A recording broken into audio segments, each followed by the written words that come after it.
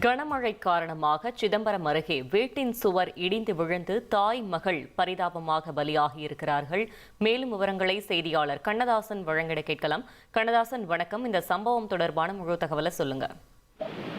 வணக்கம். தமிழகத்தில் தற்போது வடகிழக்கு பருவமழை துவங்க நிலையில கடலூர் மாவட்டத்தில் பல்வேறு பகுதிகளில் கனமழை விட்டு போய் வருகிறது. இந்த நிலையில் கடலூர் மாவட்டம் சிதம்பரம் அருகே உள்ள ஆண்டார் முள்ளிக்குளம் காமராஜர் தெருவில் வருகிறார் அசோதை மற்றும் அவரது மகள் ஜெயா இன்று காலையில் உணவு சாப்பிட்டு விட்டு குறிச்ச வீட்டில் இருந்தபோது அருகில் இருந்த ஓட்டு வீட்டில் சுவர் இருந்து இருந்ததில் இருவரும் ஈடுபாடுத்தில் சிக்கி பரிதாபமாக உயிரிழந்தனர். சத்தம் கேட்டு ஓடி வந்த அக்கம் பக்கத்தினர் சுவற்றில் ஈடுபாடுத்தில் சிக்கியிருந்த இறந்த நிலையில் மீட்டனர்.